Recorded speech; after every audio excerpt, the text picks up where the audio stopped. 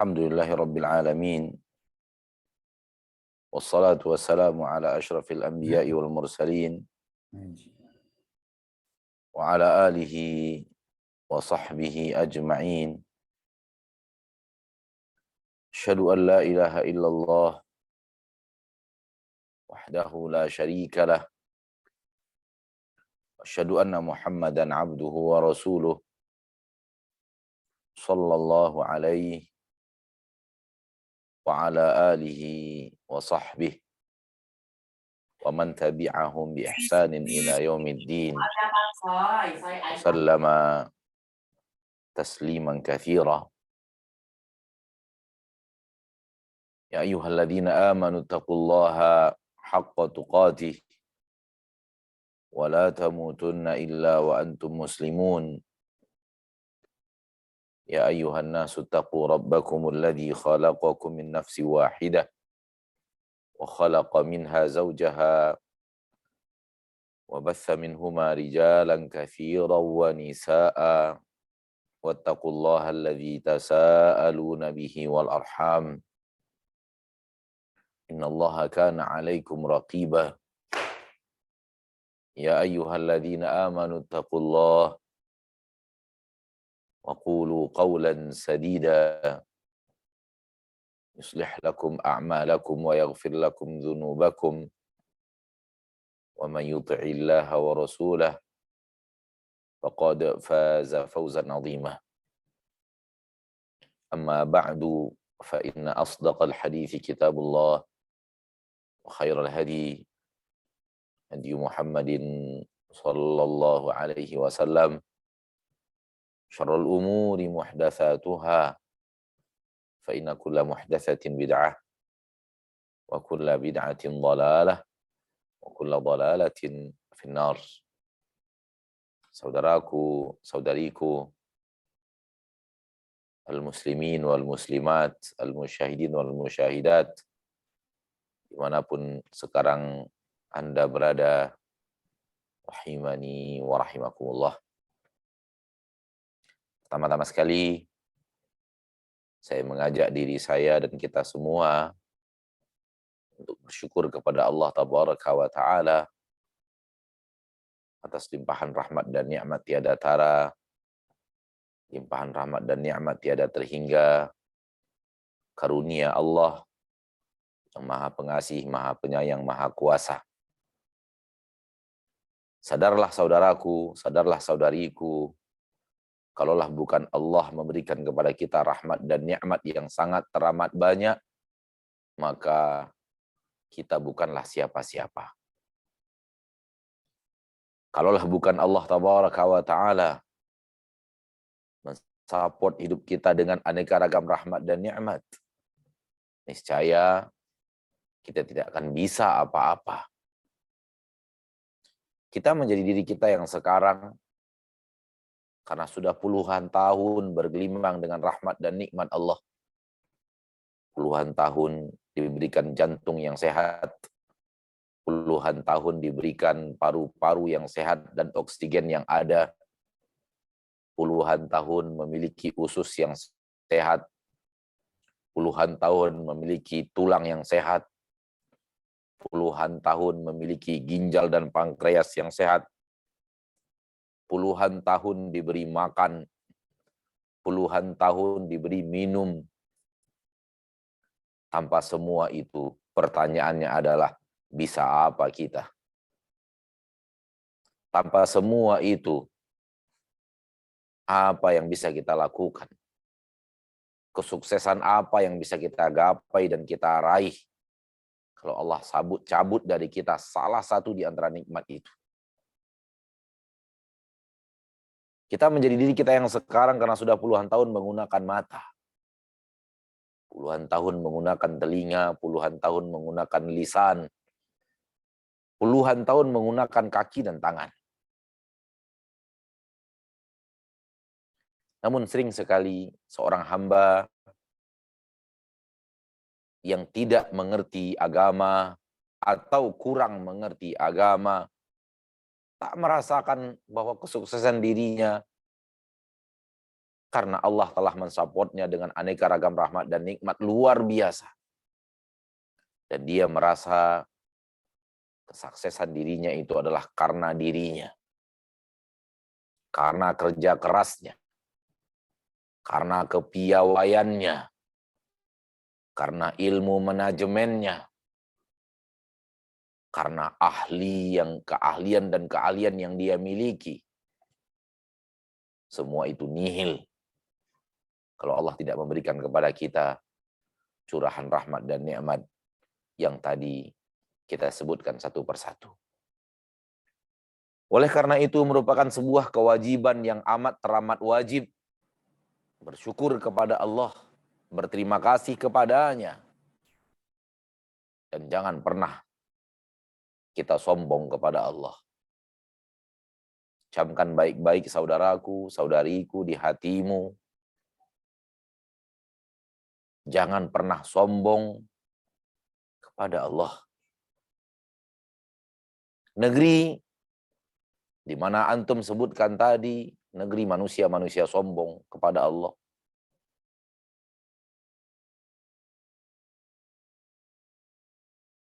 Sehingga keberadaan manusia-manusia sombong di sekeliling Anda sangat mungkin mempengaruhi diri Anda. Sangat mungkin mempengaruhi sikap Anda kepada Allah Tabaraka wa ta'ala. Pola hidup materialis. Pola hidup percaya kepada kemampuan diri. Pola hidup kesuksesan kita yang membuatnya. Semua itu mungkin terlalu banyak orang-orang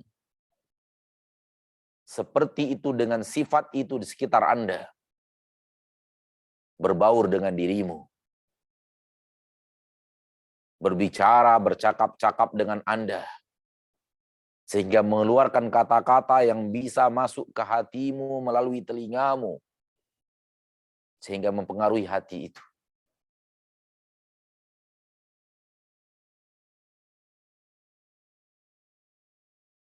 Terasa atau tidak terasa, hati itu mulai berubah. Seiring dengan apa yang sering terdengar.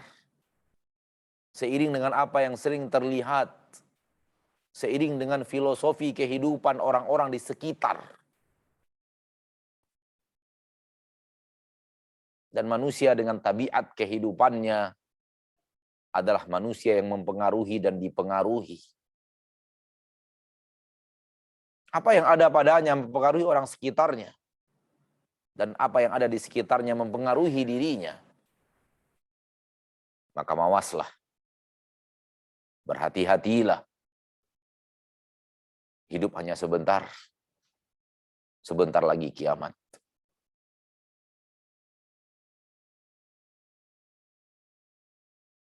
Justru hendaknya semakin banyak orang-orang yang tidak peduli kepada Allah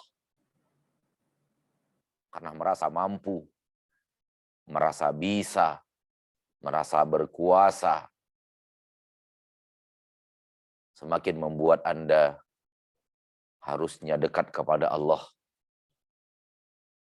dengan mengatakan, terlalu banyak orang-orang yang tidak mengerti Engkau ya Rabbku di sekitar diriku.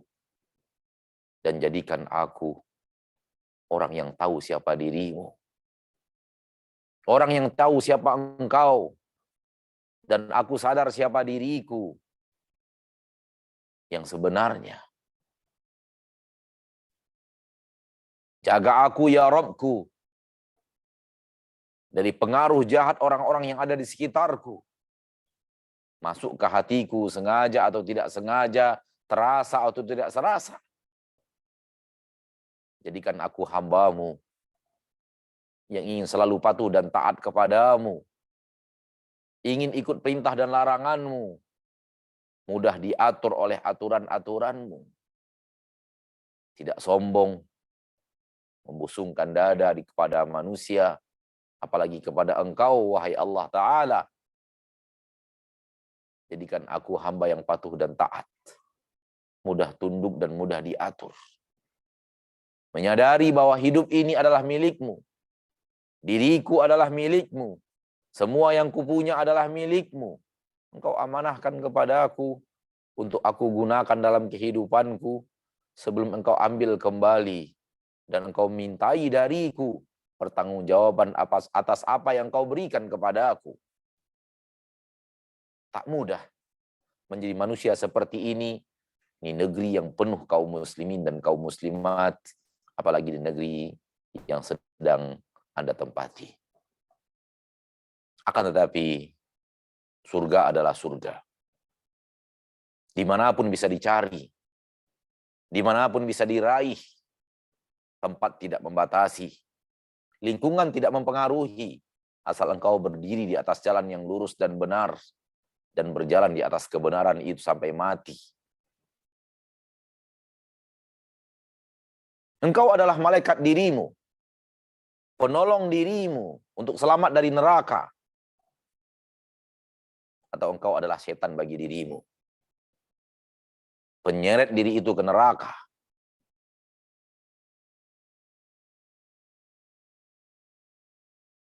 Hidup untuk surga dan neraka, Allah memberikan kepada engkau pilihan. Yang mau ke neraka, yang mau ke surga, ke surga. Hiya illa a'malukum wa husriha lakum thumma uwafikum iyyaha.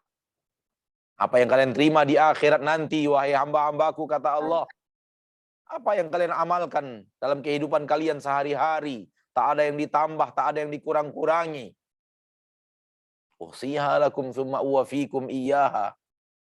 Aku hanya mencatatkan, aku hanya merekapkan, aku hanya menuliskan dengan catatan yang sangat serba lengkap. Kemudian kuberikan lagi kepada catatan itu. Silahkan kalian baca biografi diri kalian sendiri. Nilai sendiri. Kullu nafsin bima kasabat rahina.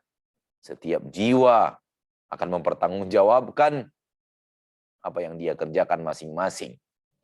Setiap jiwa tergadai kepada amalnya sendiri-sendiri. Apabila dia gadaikan dengan gadaian baik, dia akan menerima kebaikan. Apabila dia gadaikan dengan amalan-amalan buruk, jangan salahkan Allah kalau keburukan itu yang dia dapatkan. Ayo sadari hidup ini sangat teramat singkat. Yang sangat teramat singkat itu pun lebih setengahnya telah kita lewati. Kapan lagi kita akan serius kembali kepada Allah, pencipta langit dan bumi? Sudah lebih daripada separuh umur terlewatkan.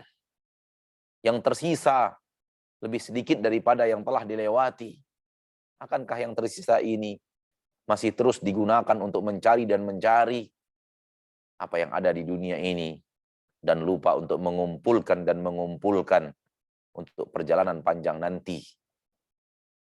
Akhirnya hanya engkau yang bisa memutuskan jalan hidup mana yang akan engkau tempuh, kemana engkau akan langkahkan kakimu, kemana engkau arahkan badanmu dan pikiranmu. Di satu sisi ada Nabi bersama orang-orang saleh pengikut para Nabi. Di satu sisi ada syaitan bersamanya, kenikmatan-kenikmatan dunia dengan pencinta-pencinta dunia. Ada hartawan dengan harta yang melimpah ruah seperti Qarun dan yang semisal dengannya. Dan ada pula penguasa dengan kekuasaan tingkat tinggi seperti Fir'aun dan yang sejenis dengannya. Silahkan kau memilih kelompok mana yang kau cintai, kelompok mana yang kau sukai, dan kemana engkau akan menggabungkan dirimu. Jangan salahkan Allah manakala engkau menggabungkan dirimu bersama Fir'aun dan Qarun dan antek-anteknya, kemudian ia masukkan engkau bersama mereka ke nerakanya.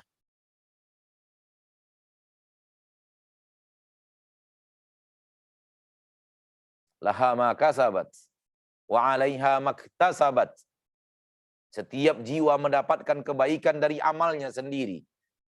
Dan setiap jiwa merasakan keburukan buah daripada perbuatannya sendiri.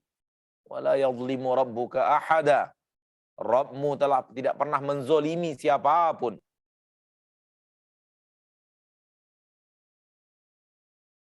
Wala tuzlamuna fatila. Wala tuzlamuna naqira. Kalian tidak akan dizolimi walau setipis bulu, setipis kulit ari.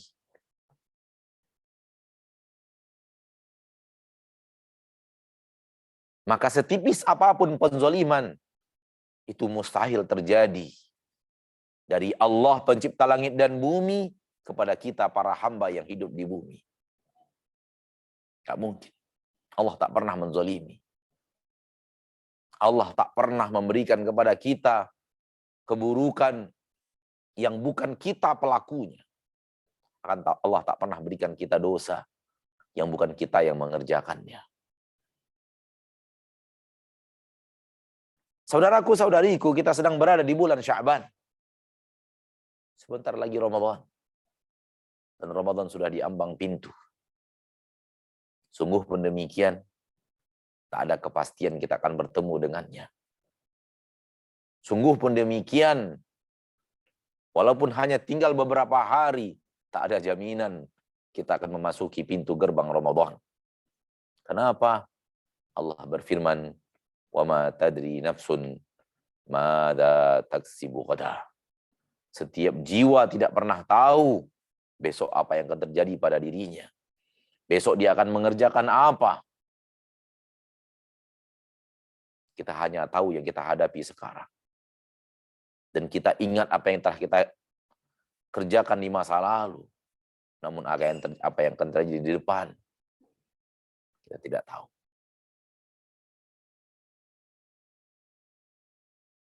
Penumpang pesawat Adam Air yang berangkat dari Jakarta menuju Sulawesi, mungkin telah telepon keluarganya, sambut saya di bandara, siapkan kendaraan untuk menjemput saya. 2,5 jam lagi saya akan bertemu Anda. Buktinya sampai sekarang jasad mereka pun tak ditemukan. Demikian juga dengan penumpang Mandala yang berangkat dari Medan menuju Jakarta. Mungkin telah berkata kepada keluarganya, sebentar lagi ayah akan bertemu dengan dirimu. Sebentar lagi bunda akan bersama kalian. Akan tetapi hanya beberapa menit di udara, mereka pun bertemu dengan ajalnya. Hal yang sama, penumpang AirAsia dari Jakarta menuju Singapura di malam tahun baru di malam itu. Mungkin mereka telah siapkan acara, mereka telah buat rencana pesta, akan tetapi mereka tenggelam di air di sebelah Kalimantan, di perautan, di perairan lautan di samping Kalimantan Tengah, sehingga akhirnya satu kata bahwa tak ada yang tahu apa yang akan terjadi pada kita keesokan harinya. Oleh karena itu, kepada Allah kita berharap. Darinya kita berharap, kepadanya kita meminta agar ia pertemukan kita dengan Ramadan yang akan datang. Kalau tidak dia yang mempertemukan kita dengan Ramadan, maka kita tidak akan pernah bertemu dengan Ramadan untuk selama-lamanya. Hanya dia saudaraku, hanya dia saudariku. Allah yang telah menciptakan kita, menciptakan anak-anak kita, menciptakan seluruh dunia dan isinya, memberikan kepada kita seluruh yang kita punya sekarang ini. Hanya dia satu-satunya, di tangannya keputusan mutlak, apakah kita bisa bertemu dengan Ramadan atau tidak. Hati tentu sangat berharap, namun kepastian tidak bisa dimiliki. Oleh karena itu, menengadahlah kepadanya. Meminta kepadanya, berharap darinya. Allahumma ballighna Ramadan. Ya Allah, sampaikan kami ke bulan Ramadan. Ya Allah, pertemukan kami dengan Ramadan. Ramadan adalah bulan mulia. Bahkan bulan yang paling mulia dari 10 bulan yang ada. Yang diciptakan Allah Tabaraka wa Ta'ala. Dia adalah sayyidus syuhur. Penghulunya seluruh bulan. Yang paling mulia dari seluruh bulan. Allah spesialkan dia untuk para hamba. Untuk para hamba, Ramadan adalah bulan spesial. Hamba yang mana? Hamba Allah Ta'ala. Hamba yang ingin menghambakan dirinya kepada Allah. Adapun kalau hamba yang tidak ingin menghambakan dirinya kepada Allah, tak ada fungsinya Ramadan bagi dirinya. Tak ada bedanya Ramadan dengan Sya'ban. Sya'ban dengan Rajab. Rajab dengan Dzulhijjah untuk dirinya. Dia tahu hari ini matahari terbit. Sore nanti akan tenggelam. Yang dia tahu adalah dunia dan materi yang ada di dalamnya. Dunia dan apa yang ada di depan matanya.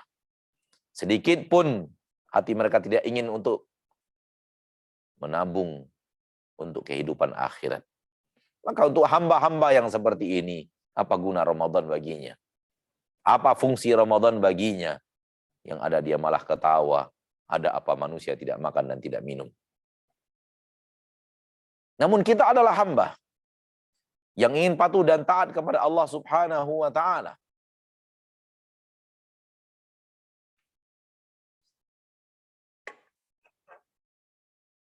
Kita tahu Ramadan adalah bulan spesial yang Allah spesialkan untuk diri kita. Kenapa Ramadan adalah bulan spesial? Karena di dalam Ramadan itulah segala cita-cita kita. Segala cita-cita hamba berada di bulan Ramadan yang mulia.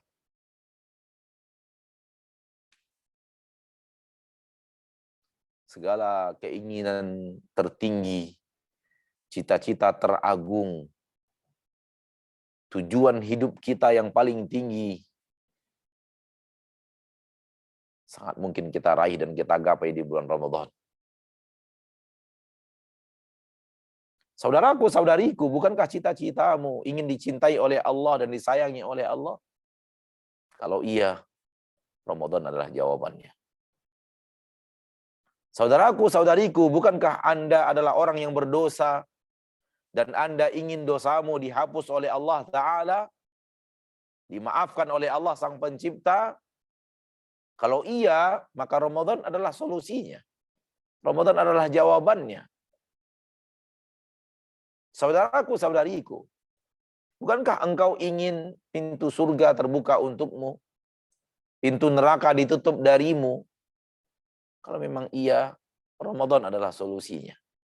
Ramadan adalah jawabannya. Saudaraku, saudariku, bukankah Anda ingin menikmati kenikmatan-kenikmatan yang ada di surga Allah? Maka Ramadan adalah solusinya. Yang tahu Ramadan, maka dia akan sangat memuliakan Ramadan. Yang tahu Ramadan, maka dia akan sangat merindukan Ramadan.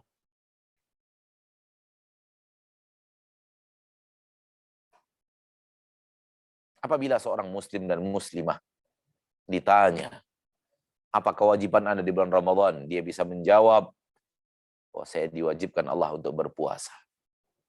Bahkan sebagian besar dari mereka tahu ayatnya.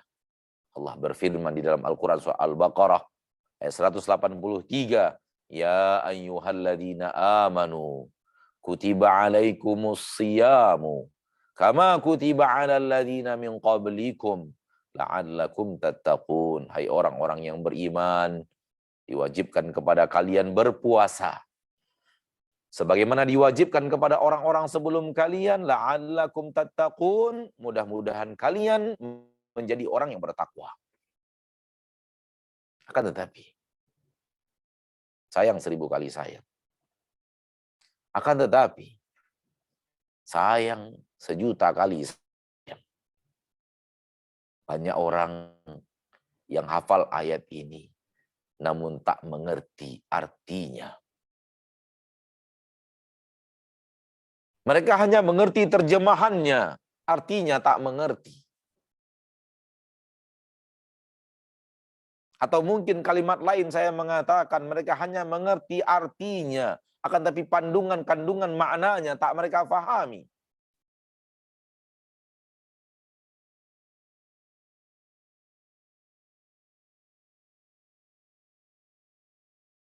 Ditanyakan kepadanya, ya ayyuhalladzina amanu kutiba alaikumus siyamu kama kutiba alal ladzina min qablikum la'allakum tattaqun. Apa yang Allah tuntut darimu di dalam ayat ini, wahai hamba, wahai saudara, wahai saudari, wahai muslim, wahai muslimah.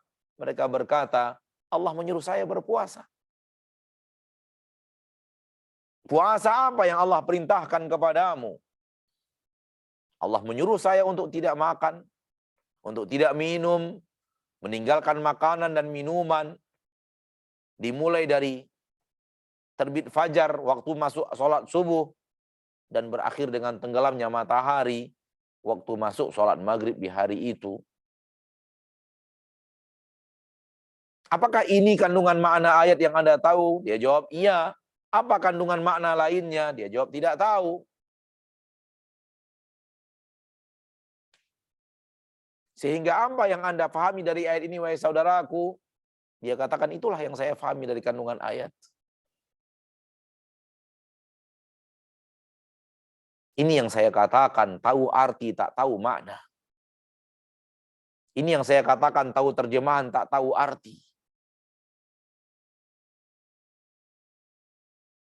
Kalau begini cara pemahaman saudaramu, saudaraku, saudariku, yang sekarang sedang menyaksikan acara ini, dengan media yang Allah mudahkan, saya ada di Indonesia, di ibu kota Jakarta. Anda sedang berada di negeri yang jauh di sana. Kalau ini pemahaman Anda tentang ayat ini, maaf, saya katakan, Anda hanya tahu terjemahan, tak tahu arti. Maaf, saya mengatakan, Anda hanya tahu arti, tak tahu makna.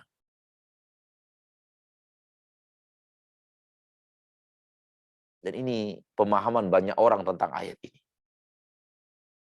Dan ini yang ada di benak banyak orang ketika membaca ayat ini. Hanya semata-mata tak makan, tak minum, tak berhubungan badan suami istri dari waktu subuh mulai masuk sampai masuknya waktu maghrib. Habis. Sampai di situ. Padahal kandungan ayat ini dalam sekali. Kandungan ayat ini hebat sekali. Maknanya yang dalam sekali. Namun menjadi dangkal oleh pemahaman mereka-mereka yang tadi kita katakan tak mengerti arti ayat.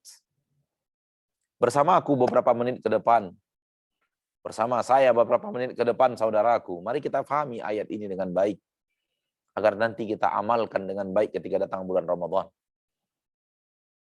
Pertama sekali, yang Allah panggil untuk berpuasa adalah orang-orang yang beriman.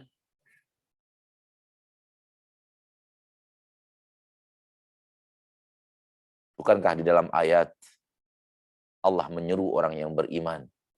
Seruan itu ada maknanya.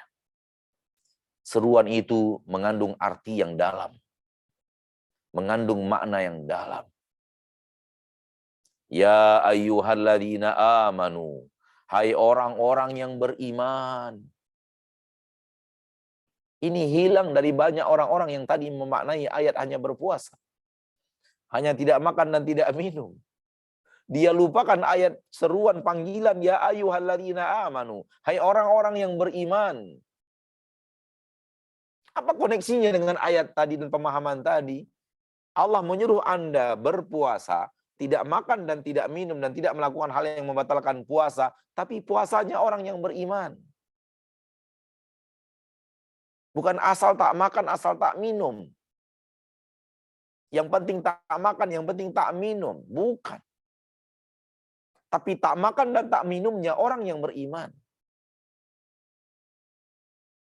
Apakah ada orang yang tidak beriman bisa tidak makan dan tidak minum? Banyak.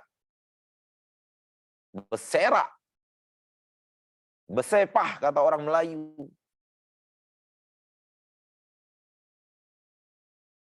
Bahkan percaya tidak percaya, sebagian orang sekarang ada yang sengaja tidak makan, tidak minum 12 jam, 13 jam dalam hidupnya hanya untuk mencari kesehatan. Karena telah ditemukan dalam rumus kesehatan, manusia kalau ingin sehat sekali dalam sepekan, atau 3 atau 4 kali dalam sebulan, hendaknya dia kosongkan perutnya dari seluruh makanan dan minuman 12-13 jam. Teori ini menyebar di tengah orang-orang yang ingin sehat. Kalau itu mereka lakukan sementara mereka tidak beriman dengan Al-Quran, itu mereka lakukan sementara mereka tidak beriman dengan surga dan neraka dan akhirat, itu mereka lakukan sementara mereka tidak beriman dengan adanya hari kiamat. Pertanyaannya, apa bedamu dan mereka? Apa yang membedakan puasamu dengan puasa mereka? Bahkan kaum Yahudi dan Nasrani juga punya puasa. Sebagaimana kita berpuasa. Dan mereka juga dari mulai terbit fajar. Namun sampai waktu Isya. Lebih lama daripada kita bahkan. Kalau puasa itu hanya puasa tak makan dan tak minum, apa yang membedakan puasamu dengan puasa Nasrani? Apa yang membedakan puasamu dengan puasa Yahudi? Yang membedakan puasamu dengan puasa mereka, Anda berpuasa, puasanya orang yang beriman. Sementara mereka berpuasa, puasa orang yang tidak beriman. Ya ayyuhalladzina amanu, punya kandungan makna yang sangat dalam. Sebelum diperintahkan berpuasa, sebelum diperintahkan untuk tidak makan dan tidak minum, awasi imanmu. Benahi imanmu, karena hanya orang yang beriman yang dipanggil. Karena hanya orang yang beriman yang bisa berpuasa, sebenar-benar puasa.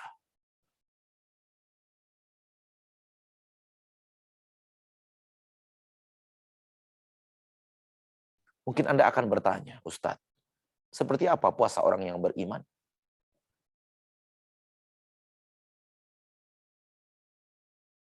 Kalau Anda bertanya seperti itu, saya tahu bahwa selama ini puasa Anda tak seperti itu. Sekiranya Anda sebelum ini berpuasa, puasanya orang yang beriman, Anda tidak perlu bertanya lagi. Karena Anda sudah tahu, beginilah puasa orang yang beriman. Kalau tidak begini berarti puasa orang yang tidak beriman.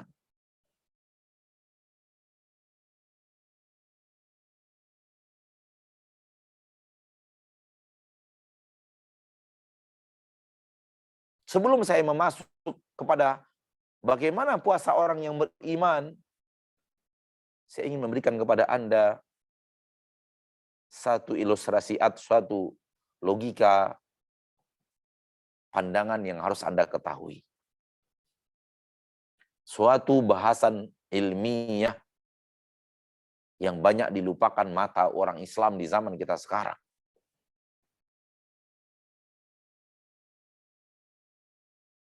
Yaitu nasi atau apapun yang menggantikan nasi seperti kentang, roti, gandum, kurma, makanan pokok lainnya. Sayur mayur aneka ragam, telur, susu, daging, ikan. Semua itu Allah ciptakan untuk manusia. Walladzi khalaqalakum ma fil ardi jami'an. Dialah Allah yang telah menciptakan untuk kalian semua yang ada di bumi. Allah ciptakan untuk kalian. Allah ciptakan hewan untuk kalian, wahai manusia, makanlah. Allah ciptakan tanaman dan sayuran untuk kalian, wahai manusia, nikmatilah. Allah ciptakan untuk kalian makanan-makanan pokok untuk kalian makan setiap hari. Ambillah, nikmatilah, nikmatilah dan makanlah. Bahkan Allah suruh makan dengan mengatakan ya ayyuhan nasu kulu mimma fil ardi. Hai orang-orang, hai sekalian manusia, makanlah, makanlah dari apa yang ada di permukaan bumi. Halalan thayyiba, namun ambil yang halal dan thayyibanya. Perintah makan. Saya ingin mengatakan, semua itu halal.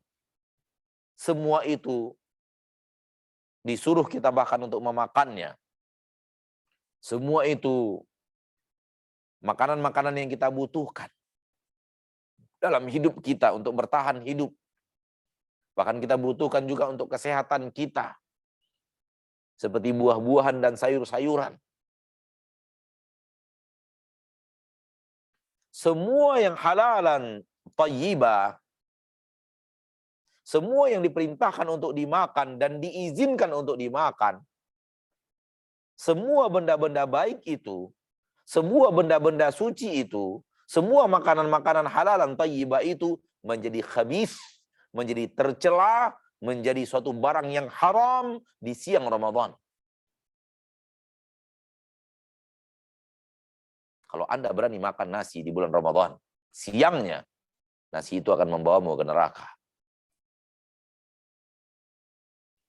Kalau engkau berani membuat jus dari buah-buahan, pisang, apel, dan yang lainnya, dan engkau berani meminumnya, barang yang di luar Ramadan halalan thayyibah, berani engkau buat di siang Ramadan dan engkau minum barang halalan thayyibah, itu akan berubah menjadi barang haraman ke neraka. Dan begitu seterusnya. Sesuatu benda yang dihalalkan Allah, benda yang memang dibutuhkan oleh hidup kita, Allah haramkan di siang Ramadan. Mulai dari terbit fajar hingga tenggelam matahari. Kalau ini sudah Anda pahami, saya ingin bertanya sebuah pertanyaan. Kalau benda yang halalan thayyibah dibutuhkan oleh hidup, Allah telah haramkan di siang Ramadan, bagaimana pula nasib berdusta di siang Ramadan? Apa pula gerangan nasib menggosip di bulan Ramadan? Yang disebut dengan ghibah dalam agama kita. Apa gerangan nasib menonton aurat orang yang tidak boleh auratnya kita lihat di siang Ramadan? Mendengarkan hal yang tidak boleh didengarkan oleh Allah di siang Ramadan. Yang mana hal-hal tersebut Allah haramkan di Syawal, Dzulqa'dah, Dzulhijjah, Muharram, Safar, Rabiul Awal, Rabiul Tsani, Jumadil Ula, Jumadil Akhirah, Rajab, Sya'ban. Allah haramkan semua itu. Di semua bulan. Apa nasibnya di siang Ramadan? Bagaimana keharamannya di siang Ramadan, aku, saudaraku?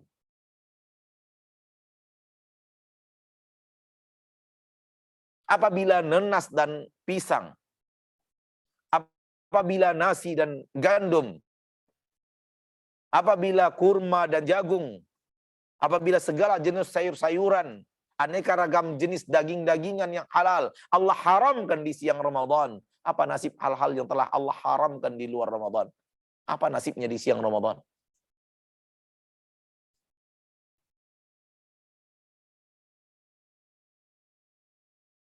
Kalau Anda paham hal ini, Anda akan paham makna yang tadi. Hai orang-orang yang beriman.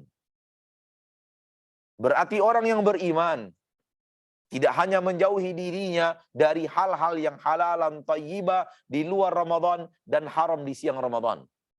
Dia juga pasti menjauhkan dirinya dari hal-hal yang haram di luar Ramadan untuk dia lakukan di siang Ramadan. Bahkan dia lebih menjaga dirinya dari yang diharamkan di luar Ramadan dan diharamkan di dalam Ramadan daripada yang dihalalkan di luar Ramadan selama 11 bulan dan diharamkan di siang Ramadan.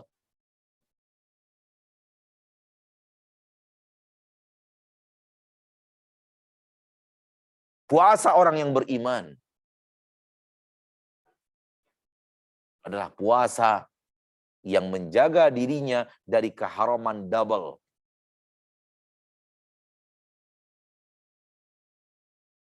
Kemudian menjaga dirinya dari keharaman yang tidak double.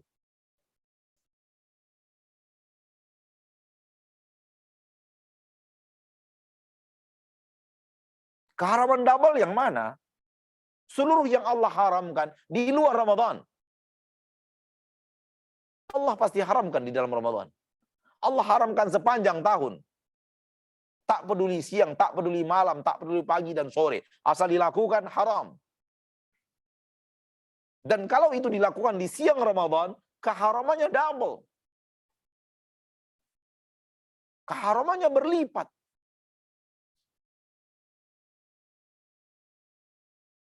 Adapun nasi dan lauk pauknya, buah-buahan dan aneka ragamnya, itu di luar Ramadan, siang Ramadan, di luar siang Ramadan, halalan thayyibah. Sebanyak pun Anda makan, Allah tidak akan pernah marah. Asal dihasilkan dari hasil yang halal. Dan dia menjadi haram di siang Ramadan saja, malamnya menjadi halal kembali. Berarti keharamannya satu. Keharamannya single. Bukan double. Kalau Anda mengerti ini saudaraku, Anda mengerti ini saudariku, mengertilah Anda, puasa orang yang tidak beriman, menjauhkan dirinya dari keharaman yang single, tetap dia lakukan keharaman yang double.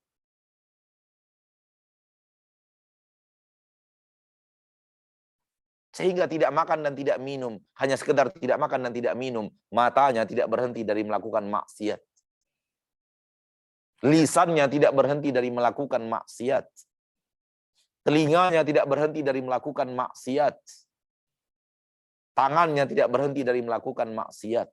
Kakinya tidak berhenti dari melangkah ke tempat maksiat. Hidungnya tidak berhenti dari melakukan maksiat.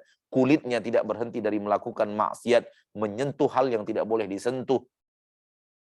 Pikiran dan hatinya tidak berhenti dari melakukan maksiat. Orang yang seperti ini bukan orang yang beriman ketika menjalankan puasa.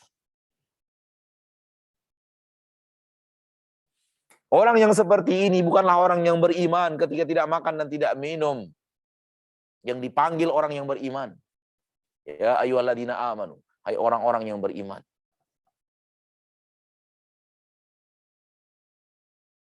Berimankah kita?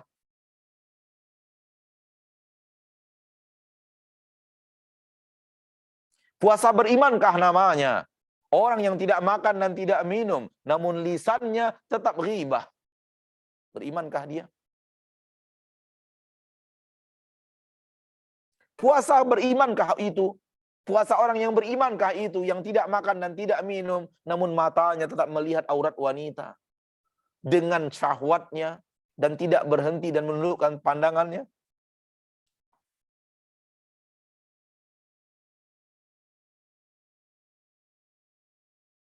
Wa ala hadza faqis, kiaskan segala yang diharamkan Allah seperti yang tadi saya katakan. Wa ma aktsaraha. Alangkah banyaknya pelanggaran-pelanggaran dalam jenis ini ketika sedang berpuasa.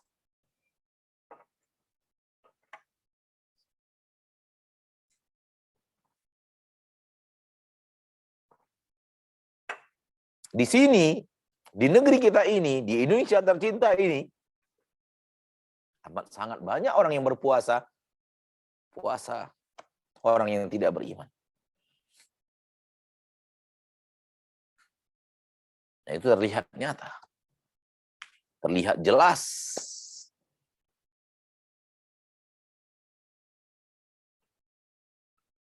Oleh karena itu Rasulullah SAW bersabda dalam hadis yang sahih Imam Bukhari dan Muslim, rubba shaimin laisa lahu min siyamihi illa al-ju' wal 'atash.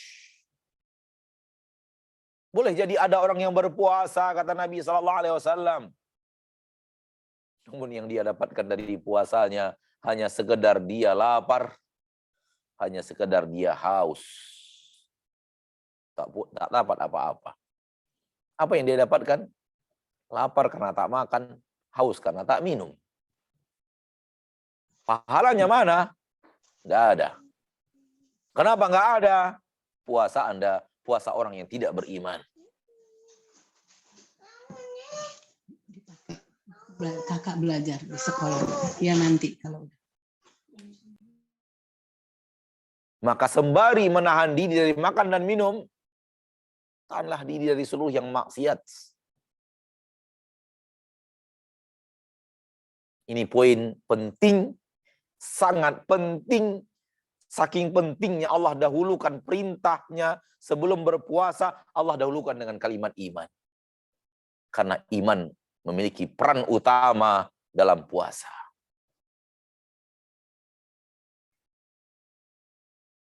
Yang kedua, kutiba alaikumus siyamu kama kutiba alal ladina min qablikum, diwajibkan kepada kalian berpuasa.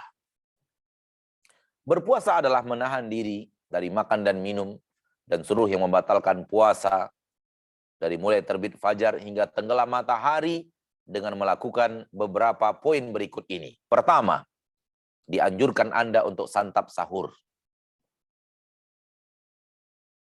Dan ketika bersantap sahur itu, niatkan besok ingin puasa Ramadan. Dan niat itu tidak perlu dilafaz-lafazkan. Tidak perlu Anda mengucapkan nawaitu shauma ghadin an adai syahri ramadhana fi hadhihi sanati lillahi ta'ala. Tidak perlu. Karena niat itu adalah keinginan hati untuk melakukan sebuah kegiatan. Anda yang malam ini ada niat untuk besok pagi, olahraga, tenis, bulu tangkis, sepak bola, dan yang lainnya, Anda telah berniat. Berniat besok pagi akan olahraga, tapi realnya bahwa Anda tidak pernah mengucapkan sengaja saya berniat besok pagi ingin tenis. Dan Anda juga tahu, saya berniat untuk tenis. Itulah dia niat. Apa itu niat? Keinginan hati.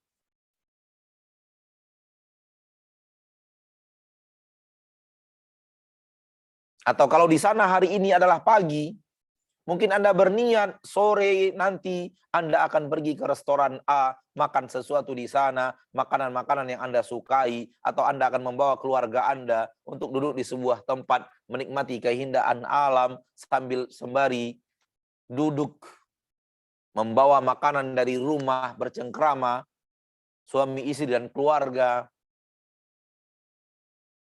Pun Anda tak pernah meniatkan dengan mengucapkan niat itu, sengaja aku nanti sore akan begini, akan begitu. Nggak ada.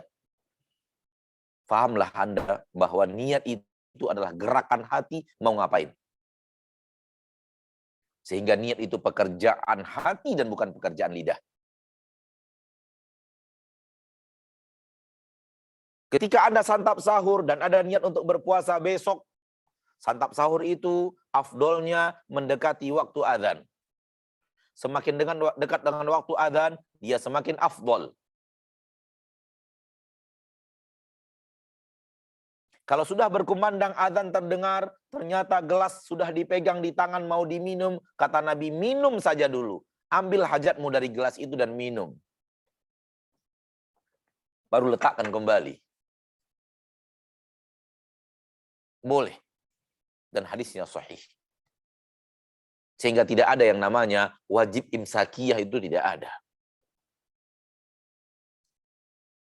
Nabi dan para sahabat sedang bersantap sahur, Umar radhiyallahu anhu mengangkat gelas mau minum, adzan berkumandang. Kata Umar kepada Nabi, "Asyrabu, bolehkah saya minum ya Nabi?" Kata Nabi SAW, kalau kalian mendengar suara azan dan gelas bejana gelas sudah di tangan kalian, jangan letakkan lagi sampai kalian ambil hajat kalian dari gelas itu. Setelah itu terjadi, maka berpuasalah puasa orang yang beriman dari mulai azan subuh sampai azan maghrib, dan sudah kita bahas di poin yang pertama. Sehingga tidak perlu kita ulang. Hanya perlu kita tambahkan, sembari meninggalkan dosa dan maksiat, orang beriman berikutnya adalah memperbanyak ketaatan kepada Allah. Maka perbanyak membaca Al-Quran saudaraku, perbanyak istighfar saudaraku, saudariku, perbanyak bersedekah saudaraku, saudariku, perbanyak ghaddul basar, menundukkan pandangan, perbanyak ikhlaskan amal. Ketika Anda bekerja ke kantor, niatkan untuk mencari hasil yang halal. Dan niatkan untuk diinfakkan sebahagiannya, entah 10%-nya, entah 15%-nya, agar amal Anda, harian itu, pekerjaan Anda, kantoran itu, semuanya menjadi ibadah. Ketika Anda nyetir bisa sambil mengucapkan subhanallah, walhamdulillah, wala ilaha wa bihamdi, subhanallahil azim, subhanallahi wa bihamdi, subhanallahil azim, atau Allahu akbar, Allahu akbar, Allahu akbar, atau la ilaha illallah, la ilaha illallah, la ilaha illallah. Anda ulang-ulang.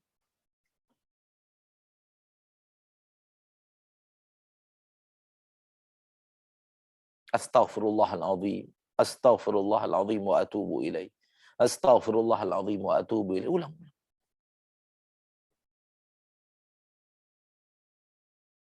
Sholat sudah tidak perlu dibahas tentunya. Wajib Anda sholat. Yang laki-laki wajib ke masjid. Kecuali masjidnya memang jauh sekali dan tidak ada azan. Terdengar azan di sana. Maka sholatlah Anda dan keluarga Anda di rumah. Sholatlah qabliyah. Wajib, fardu, ba'diyah. Dekatkan diri dengan Al-Quran. Dekatkan diri dengan sedekah, dengan infak dan sedekah. Datang waktu berbuka puasa, saudaraku, saudariku, nasihatku untukmu, biasa aja. Tidak perlu harus istimewa. Itu sunnah Rasul Anda Muhammad sallallahu alaihi wasallam. Rasul tidak pernah menspesialkan makanan berbuka puasa.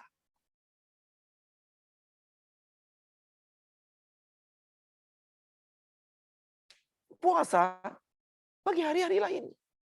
Hanya memperbanyak ketaatan.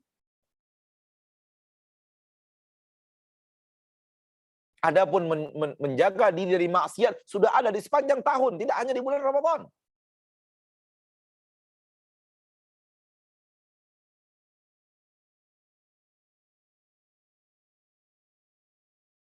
Sehingga aksi menspesialkan menu berbuka puasa, sehingga harus banyak, beraneka ragam, adalah sebuah kebiasaan yang tidak baik dan kurang cermat. Haram tidak haram. Allah tidak murka. Namun aneh aja. Seolah-olah apa? Seolah-olah Anda dendam dengan lapar Anda selama sekian jam, sehingga Anda siapkan aneka ragam pembalas dendam. Tidak begitu. Sering sekali budget rumah tangga lebih banyak di Ramadan dibanding di luar Ramadan. Harusnya kan lebih hemat.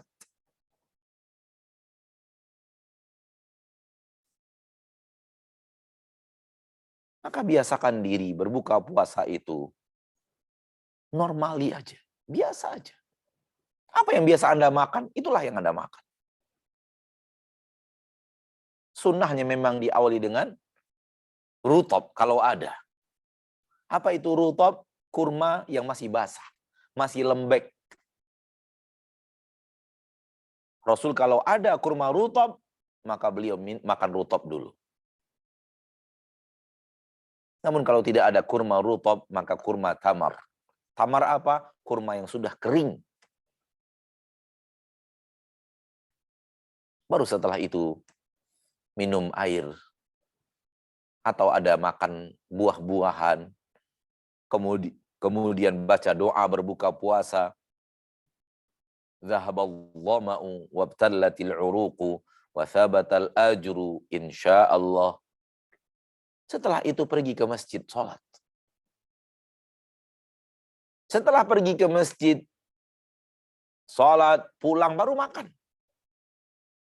Atau mungkin kebiasaan di sana sudah ada, di negeri kita juga sudah mulai ramai, yaitu berbuka puasa bareng-bareng dengan saudara-saudara di masjid. Kalau di masjid yang kita bangun bersama kawan-kawan di Pekanbaru, Masya Allah, alhamdulillah. Ya, sudah menjadi kebiasaan buka bersama di masjid makan bersama di masjid setelah sholat maghrib. Bahkan setiap sore, walillahil hamd, ada sekitar 2.500 orang yang hadir. Dan menu berbuka bersamanya disiapkan oleh kaum muslimin yang memang memiliki kelebihan harta. Lalu mereka patungan dan urunan memberikan infak mereka untuk berbuka puasa kepada pengurus masjid. Dan pengurus masjid yang mengelolanya dalam bentuk menuan santapan berbuka puasa dan menu setelah sholat maghrib. Ada yang 2.500, ada yang 1.400, 1.500, ada yang hanya 300, bervariasi di antara satu masjid dengan masjid yang lainnya. Saya tidak tahu di negeri yang sedang Anda tempati, Anda sedang domisili di negeri itu, apa yang terjadi di sana. Mungkin saja kebiasaan ini mengalir ke sana, karena kebiasaan ini kebiasaan kaum muslimin. Mereka buka bersama di masjid bareng-bareng. Ya, dan sekali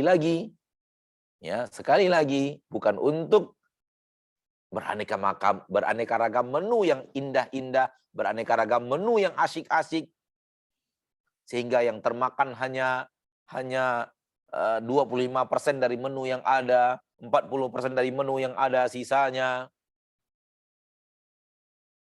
tak jelas mau kemana.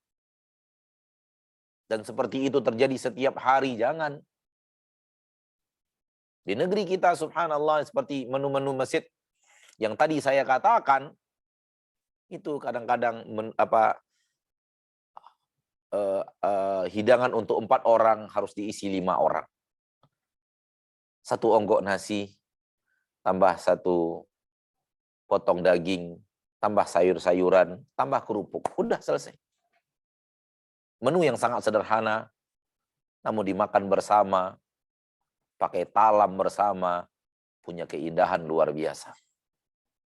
Kadang-kadang karena minimnya atau terlalu banyaknya yang hadir, di luar ekspektasi pengurus, disiapkan 1.300, ternyata yang hadir 1.600 misalnya, akhirnya harus berbagi. 5 onggok nasi, 3 potong ayam, makan bersama. Indah. Nah, maka dana Anda tadi daripada digunakan untuk aneka ragam makanan yang akhirnya tak termakan, lebih baik untuk berbuka puasa, orang yang berbuka puasa. Atau Anda berikan kepada orang fakir. Anda berikan kepada orang yang miskin. Walau mereka adalah bukan orang muslim. Memberikan mereka uang untuk kemudian mereka makan adalah kemuliaan hebat. Wa yut'imuna at-ta'ama 'ala hubbihi miskina wa yatima wa asira. Dalam Al-Quran surah Al-Insan. Mereka memberikan makan. Mereka memberikan makanan kepada anak yatim, kepada orang miskin, kepada tawanan-tawanan perang. Asira, tawanan perang. Sudah jelas tawanan perang ini orang kafir. Namun dipuji oleh Allah. Orang-orang yang beriman memberikan makanan kepada tawanan-tawanan perang, padahal beda agama dengan mereka. Kenapa? Karena Allah mencintai hambanya yang peduli kepada manusia. Agama Islam, agama kemanusiaan super hebat. Setelah selesai Anda makan maghrib, makan setelah sholat maghrib, datang lagi ke masjid, ikut sholat isya, dan sholatlah tarawih bersama kaum muslimin. Dilakukan berjamaah lebih afdol daripada masing-masing. Kalau dikatakan lebih afdol, itu artinya boleh sendiri-sendiri. Tak apa dan tak mengapa. Namun afdolnya kata para ulama adalah berjamaah. Karena Rasul sangat ingin berjamaah, namun takut diwajibkan, akhirnya mengurung diri di kamar, di rumah, setelah beberapa hari melakukannya berjamaah. Melihat iqbal kaum muslimin dari para sahabat Betapa banyaknya orang berbondong-bondong ke masjid ingin sholat sehingga masjid Nabi SAW full ketika diimami Nabi SAW. Maka setelah itu Rasul mengurung diri di rumah, tak lagi keluar karena takut dijadikan hukumnya menjadi wajib oleh Allah Ta'ala. Padahal dia hanya sunat saja. Bagi Anda yang ingin memperpanjang sholatnya, sementara di dalam masjid imamnya pendek, maka boleh sholat sendirian. Memperpanjangnya. Saya tidak hafal Ustadz, boleh pegang mushaf Al-Quran, nggak ada masalah.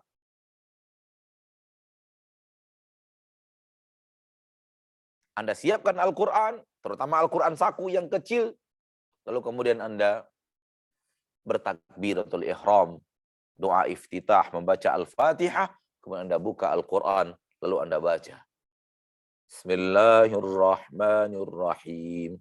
Alif lam mim. Dzalikal kitabu la raiba fihi. Hudal lil muttaqin. Dan selanjutnya dan selanjutnya. Selesai surah Al-Baqarah, Anda pun rukuk. Anda pun i'tidal. Anda pun sujud. Berdoa dan memohon kepada Allah. Anda duduk di antara dua sujud. Anda kemudian sujud lagi. Anda naik lagi. Membaca Al-Fatihah. Buka lagi Al-Quran. Pindah surat Ali Imran.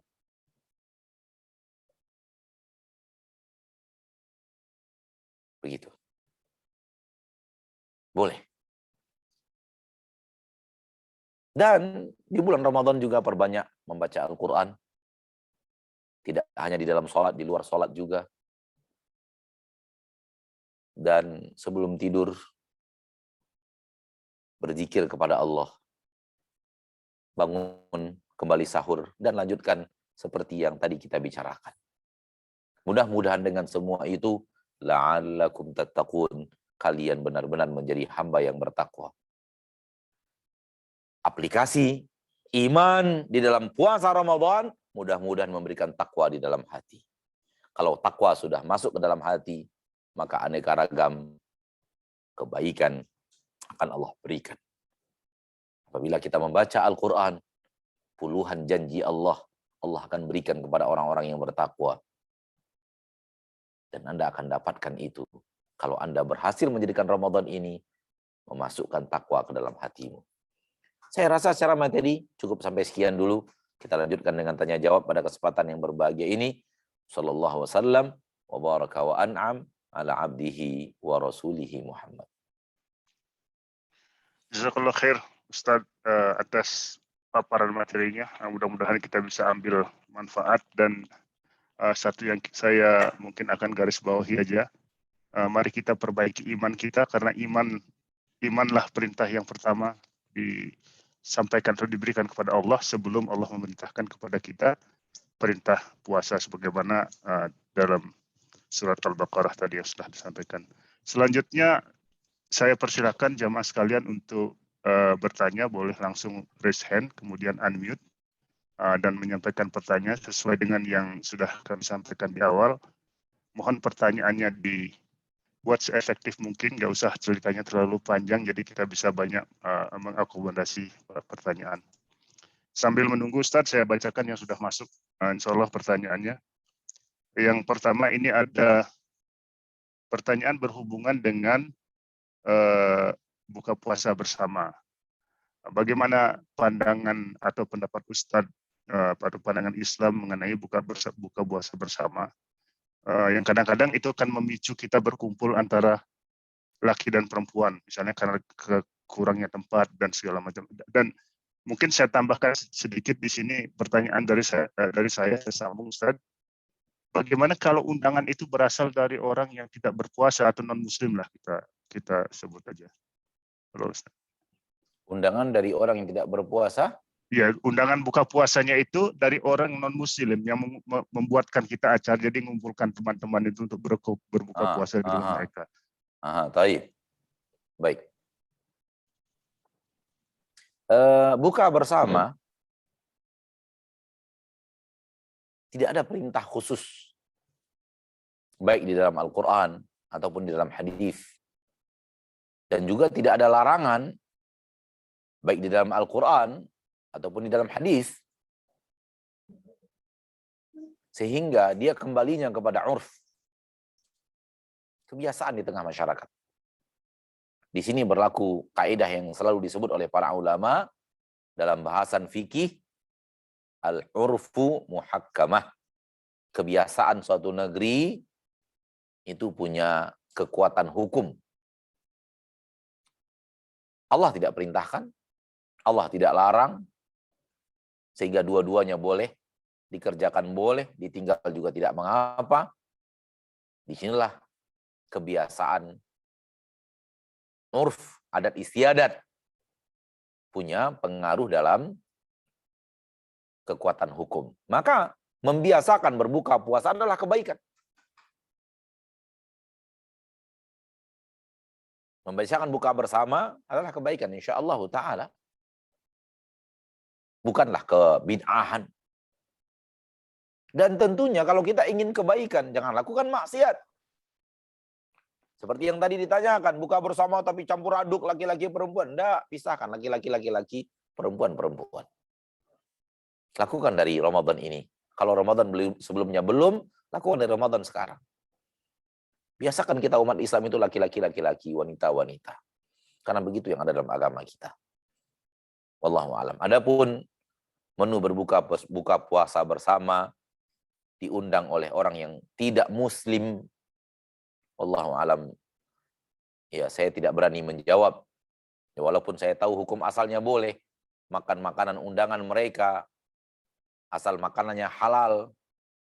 Namun berhubungan dengan ini adalah sebuah ibadat, maka saya tidak berani menjawabnya. Silahkan tanyakan kepada ustaz-ustaz yang lain yang lebih berilmu dan mumpuni ilmunya dari saya. Wallahu a'lam bishawab. Jazakallah khair. Kembali lagi Bapak Ibu, kalau ada yang ingin bertanya langsung, silahkan raise hand. Sambil menunggu, ini udah ada lumayan banyak nih Ustadz pertanyaan yang masuk ke saya.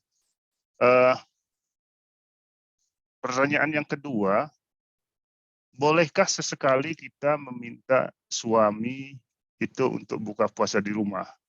Terutama kalau masjidnya jauh ini supaya suami bisa sholat maghrib berjamaah di rumah bersama keluarga. Saya rasa dari materi yang saya paparkan tadi sudah terjawab, ya. Kalau kita simak dari awal materi ini sudah terjawab. Kalau masjidnya jauh sehingga azan tidak terdengar ke rumah, maka boleh untuk sholat di rumah, sholat bersama keluarga. Apalagi hanya sekedar berbuka puasa, apalagi istri ingin berbuka puasa bersama kita dan anak-anak, maka ya insyaallah tidak mengapa. Wallahu a'lam.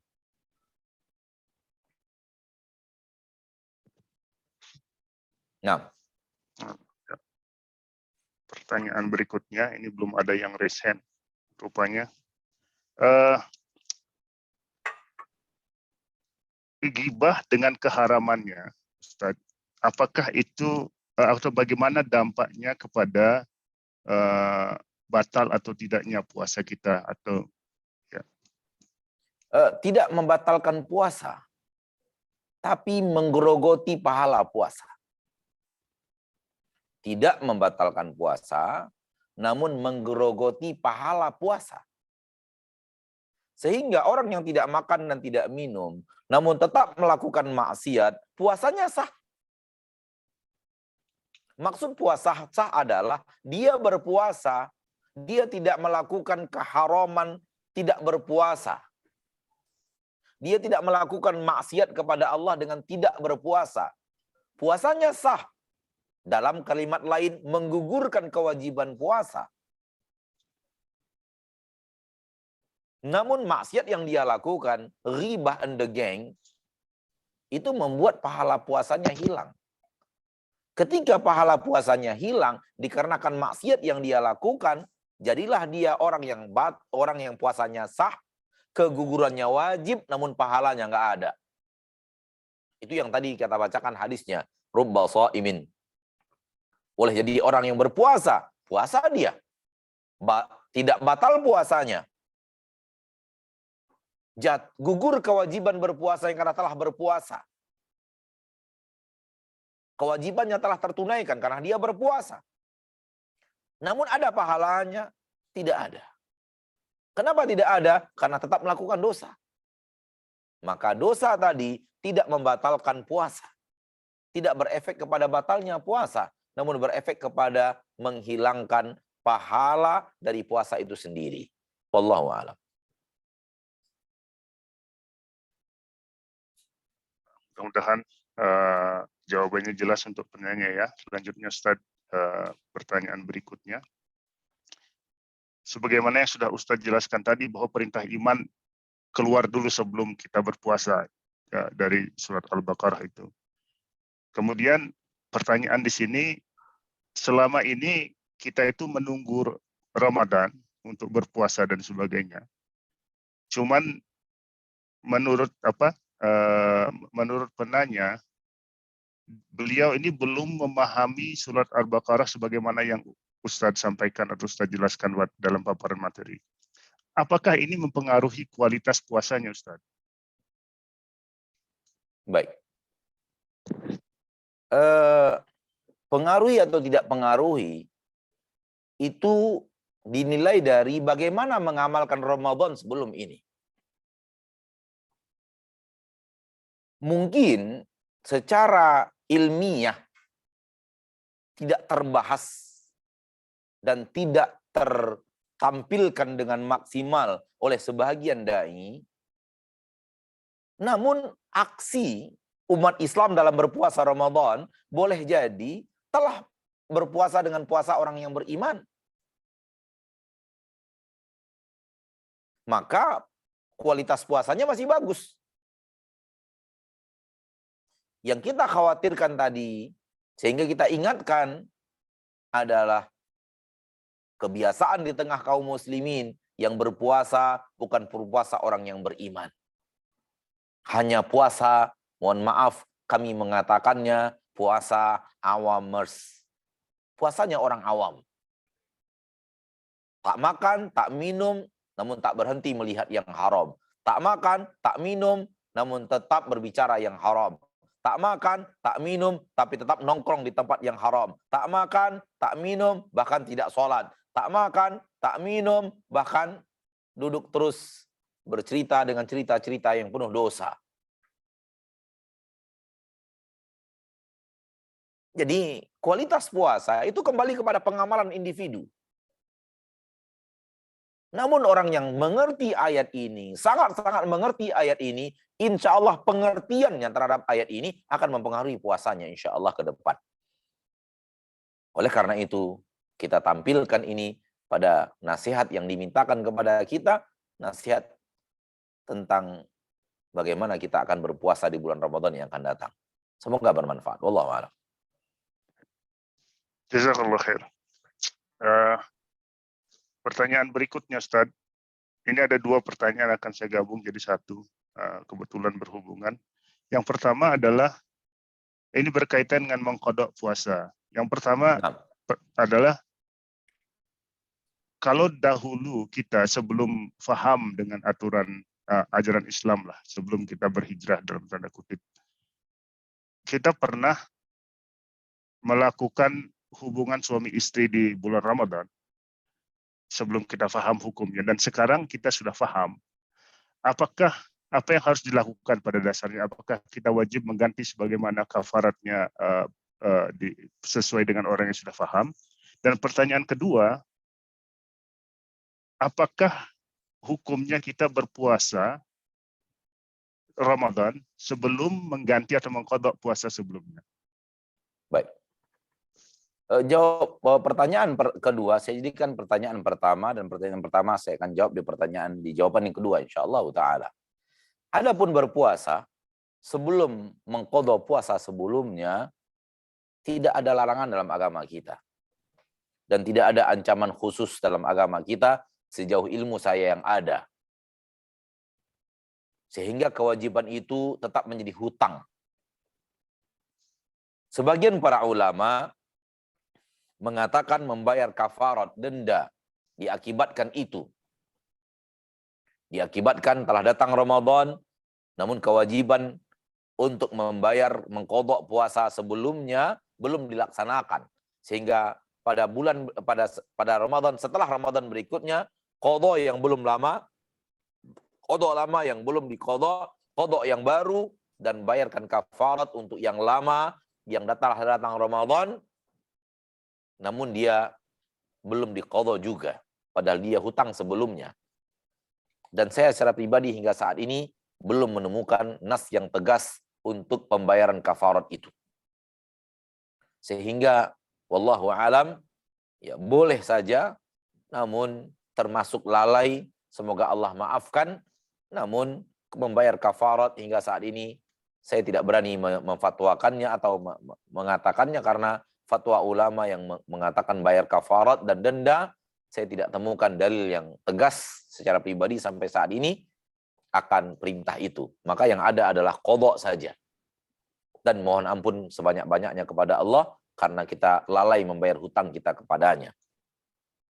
Adapun pertanyaan yang pertama, kita jadikan jawaban yang kedua. Kesalahan Anda ketika Anda tidak tahu, tetaplah saja Anda harus didenda seperti orang yang tahu. Namun tentu dosanya tak sama dengan dosa orang yang tahu. Namun kewajiban untuk membayarkan denda tetap. Apa itu? Yang pertama, merdekakan budak. Budak sudah tidak ada. Yang kedua, puasa 2 bulan berturut-turut tanpa henti. Kalau terhenti, mulai lagi sampai bisa berturut-turut.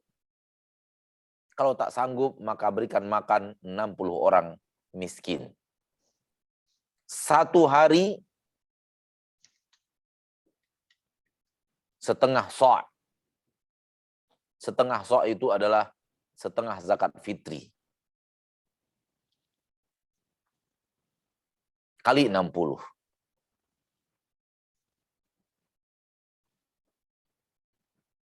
Wallahu ta'ala. Nah.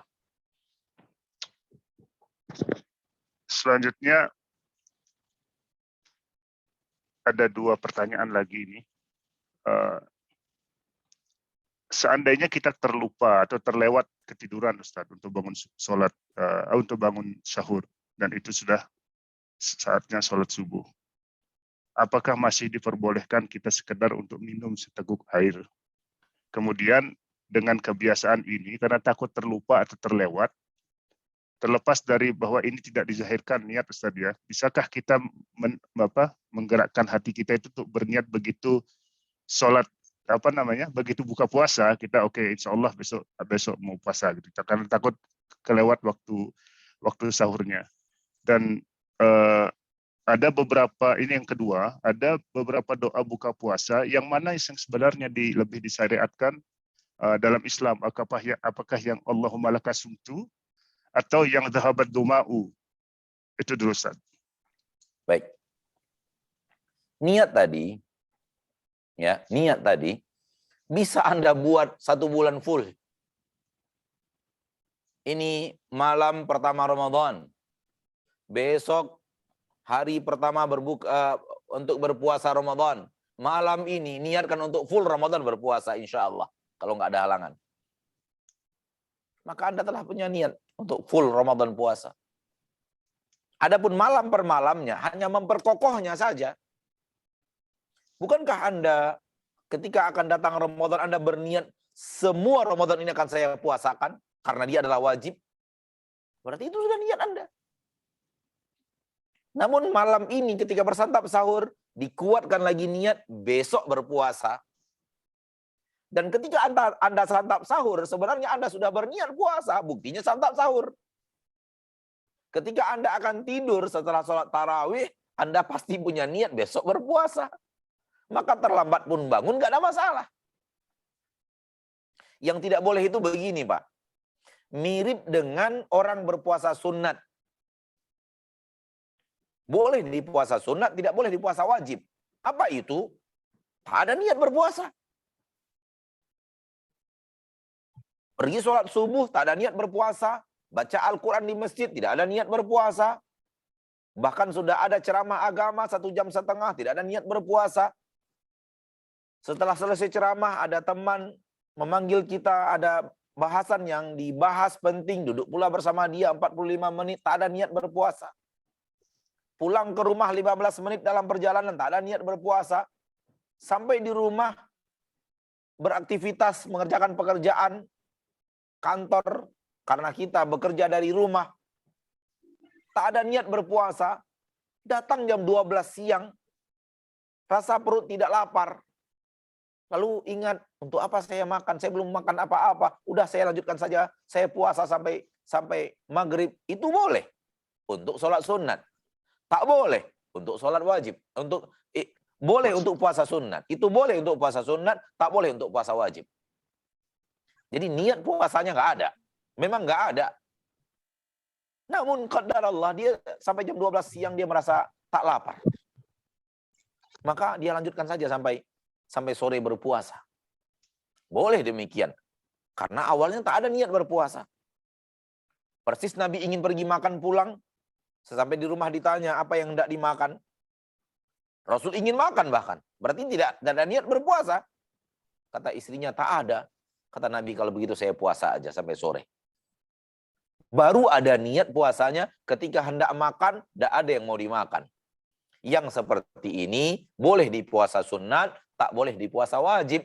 Termasuk puasa Ramadan, termasuk puasa kafarat, termasuk puasa nadar. Puasa-puasa yang diwajibkan Allah Tabaraka wa Ta'ala hukumnya harus dari malam sudah ada niat untuk besok berpuasa. Ya, ini jawaban saya untuk yang terlambat. Adapun makan atau minum, ya, makan atau minum setelah terlambat ternyata sudah masuk waktu subuh, itu nggak boleh. Kenapa? Dari waktu subuh itu sudah diwajibkan menahan, wajib menahan. Maka masih makan dan minum, padahal kita tahu waktu sudah masuk, itu membatalkan puasa. Wallahu ta'ala alam. Bagaimana dengan pertanyaan doa buka puasa Ustaz? Ya Allahumma laka Doa sumtu. buka puasa, Ya. naam. Allahumma laka sumtu berasal dari hadis yang dhaif. Dan dhahaba dhama'u wabtallatil uruq, sanadnya disahihkan oleh para ulama. Wallahu ta'ala alam. Naam. Ini pertanyaan selanjutnya mengenai tarawih dan sholat tahajud. Apakah bisa kita satukan sholat tarawih dan tahajud? Atau mungkin saya berubah sedikit pertanyaannya. Apakah sama sholat tarawih dengan sholat tahajud? Nah, baik.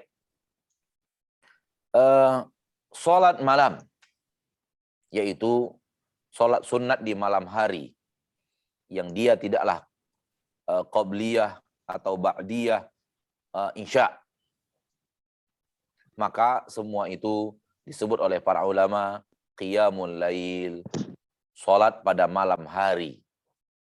Masuk ke dalam sabda Nabi SAW, man qama ramadhana imanan wahtisaba ghufira lahu ma taqaddama min dzambih.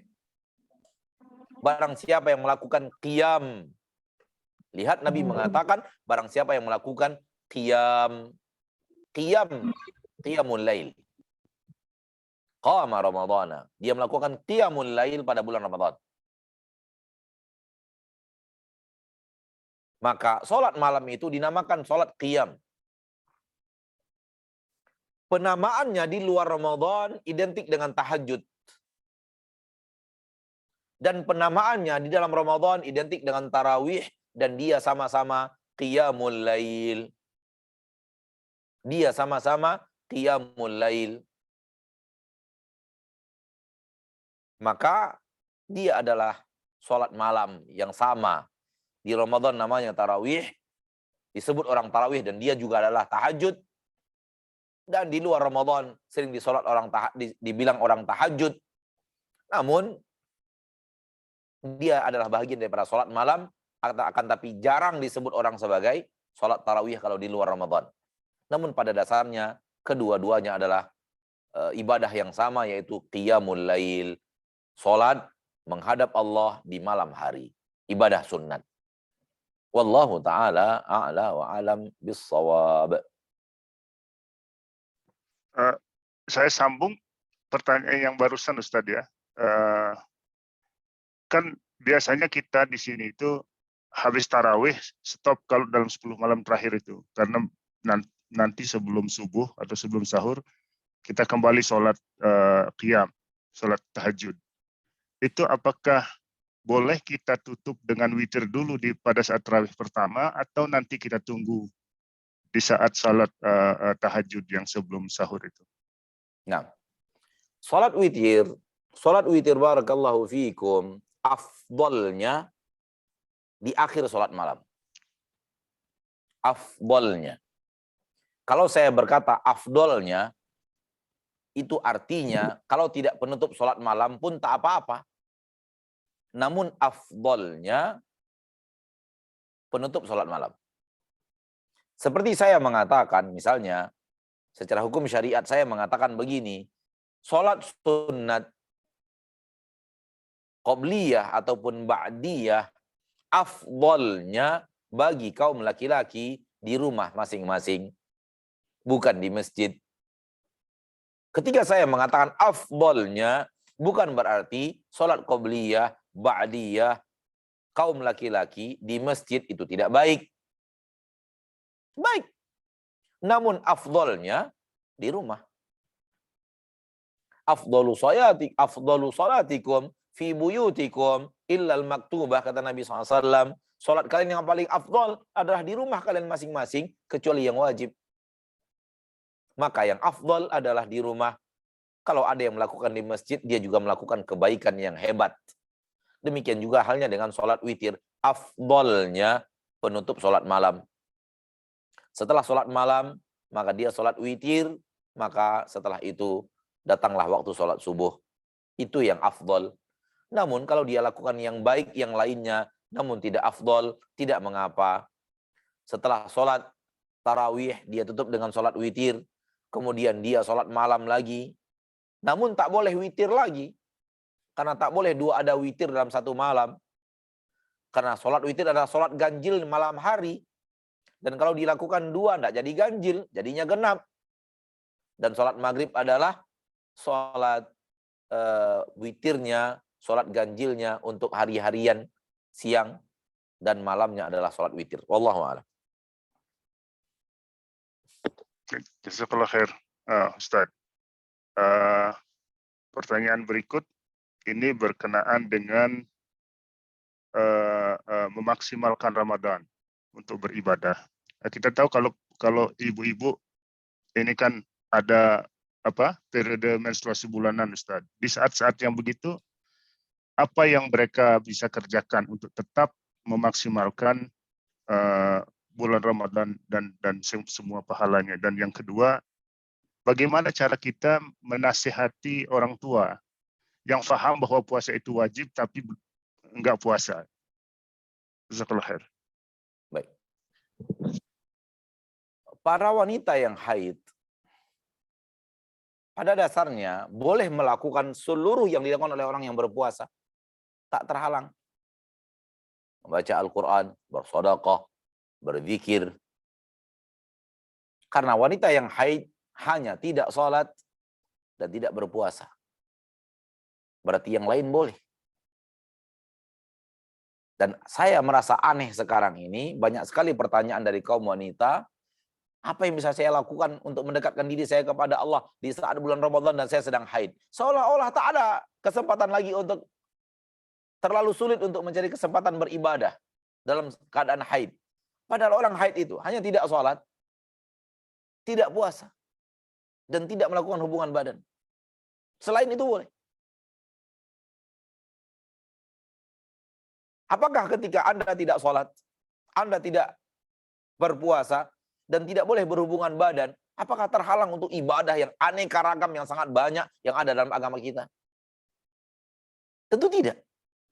Masih banyak anak miskin, masih banyak orang-orang yatim, masih banyak kesempatan untuk membaca Al-Quran, masih banyak peluang untuk infak dan sedekah, masih bisa mengirim kiriman-kiriman untuk orang tua, untuk keluarga, masih bisa bertasbih, bertakbir, bertahmid, dan bertahlil, masih bisa belajar membaca buku agama.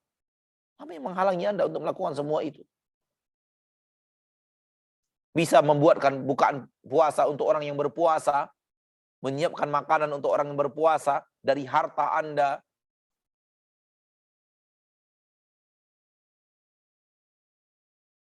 Harta suami adalah harta suami, harta istri adalah harta istri, sebagaimana yang ada dalam agama Islam. Dengan harta istri, dia siapkan makanan untuk suami yang sedang berpuasa, untuk anak-anaknya yang sedang berpuasa, dari harta pribadinya dia. Maka dia juga dapatkan pahala suaminya, pahala anak-anaknya, tanpa mengurangi pahala anak-anak dan suami itu. Terlalu banyak hal yang bisa dia lakukan, walaupun sedang haid. Maka saya sangat heran, begitu banyak pertanyaan dari wanita-wanita, apa yang bisa kami lakukan untuk mendekatkan diri kami kepada Allah di saat kami sedang haid di bulan Ramadan? Aneh, kenapa? Terlalu banyak. Kenapa seolah-olah tertutup? Seolah-olah puasa Ramadan, hanya puasa Ramadan yang bagian daripada ketaatan di bulan Ramadan. Hanya seolah-olah sholat ketaatan di bulan Ramadan. Maka ketika dihalangi sholat, dihalangi puasa, seolah-olah tertutup pintu ketaatan kepada Allah. Dari mana pandangan ini? Siapa yang memberikannya? Dari mana masuknya ini? Maka tidak benar. Ya. Terlalu banyak. Itu yang pertama. Yang kedua, dengannya saya ingin tutup jawaban saya, yaitu Anda sedang mendapatkan pahala dengan tidak sholat. Anda sedang mendekatkan diri kepada Allah dengan tidak puasa. Maka tidak sholatnya orang yang haid adalah ibadah. Dan tidak puasanya orang yang haid adalah ibadah. Yang ini beribadah dengan puasa, yang ini beribadah dengan tidak berpuasa.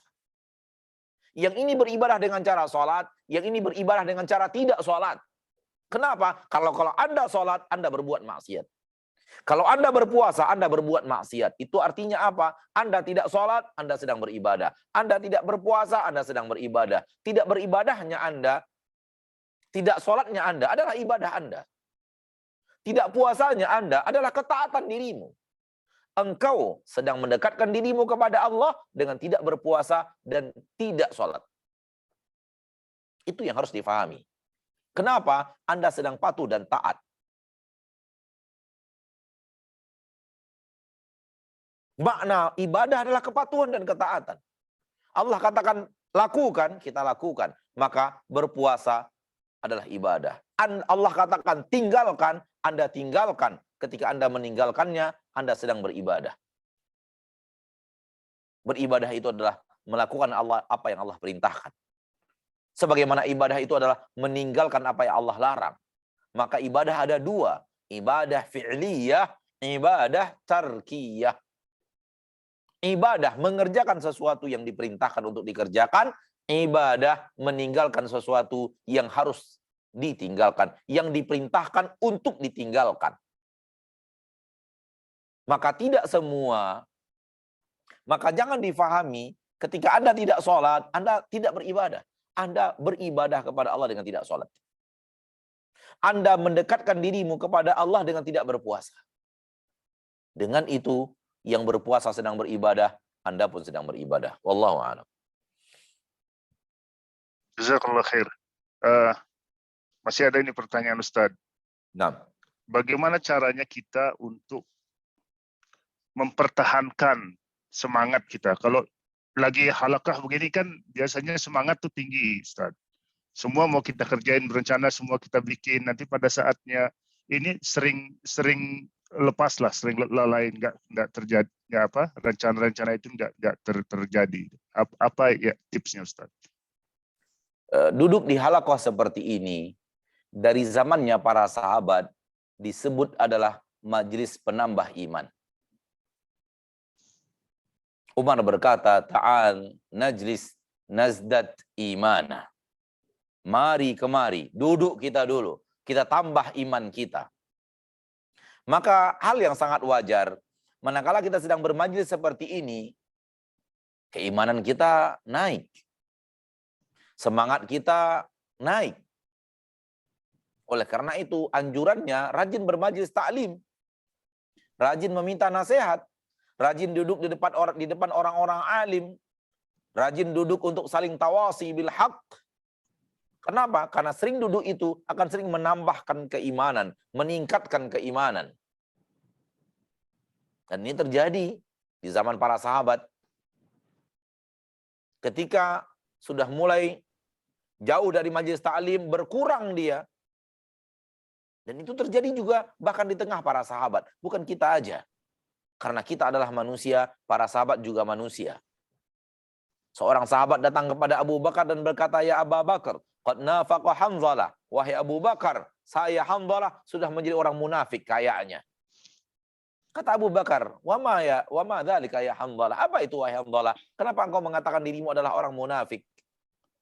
Kata Hanzalah, kalau kita sedang bersama Rasul, semangat kita.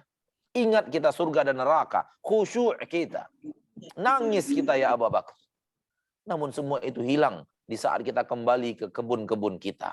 Di saat kita kembali ke bisnis-bisnis kita. Di saat kita kembali kepada transaksi-transaksi dunia kita.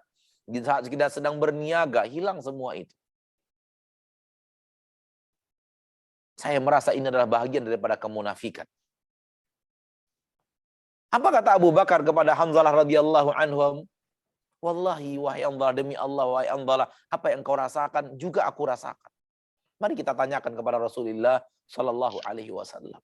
Dan mereka pun kemudian pergi kepada Rasul kita tercinta, Nabi kita yang mulia, Nabi Muhammad bin Abdullah, dan mengatakan apa yang mereka katakan. Kata Nabi, itu bukan kemunafikan. Al-imanu sa'atun wa sa'ah. Iman itu kadang begini, kadang begini. Kadang dia menguat, kadang dia agak melemah.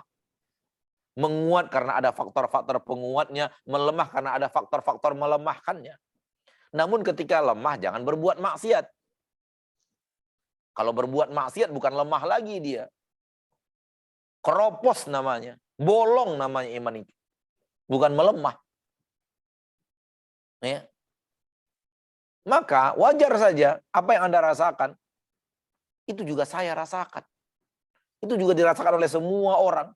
Bahkan itu dirasakan oleh murid-murid langsung dari Nabi kita tercinta SAW yang keimanan mereka dibina langsung oleh manusia terbaik di permukaan bumi, Muhammad bin Abdullah Sallallahu Alaihi Wasallam. Kalau itu dirasakan oleh Abu Bakar dan Hanzalah dan seluruh para sahabat, bagaimana lagi dengan kita?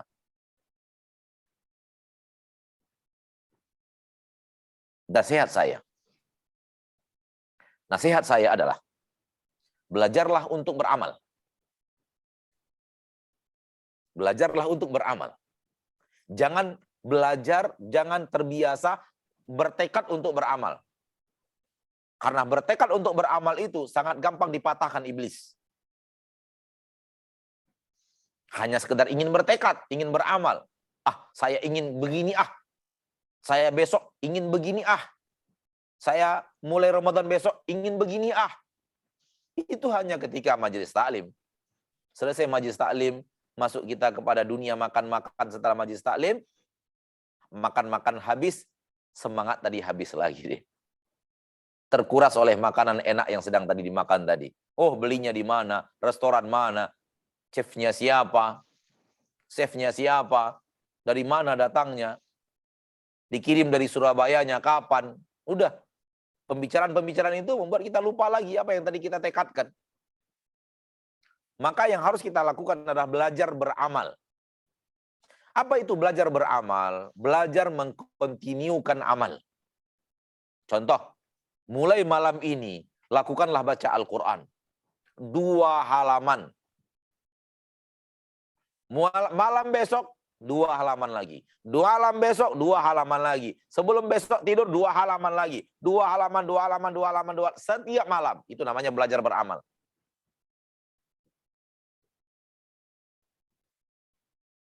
Lakukan terus setiap hari. Tidak ada datang hari kecuali kita membaca Al-Quran. Dan begitu juga dengan latihan-latihan amal yang lainnya, yaitu berinfak dan bersedekah. Setiap hari bersedekah, setiap hari bersedekah, setiap hari berikan orang uang, setiap hari berikan orang uang. Jumlahnya tergantung kita.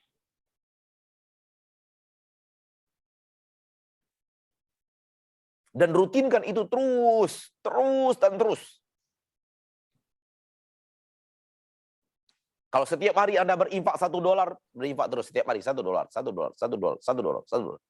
Kalau ingin berinfak setiap hari $2, $2, $2, $2, $2, $2, $2 setiap hari.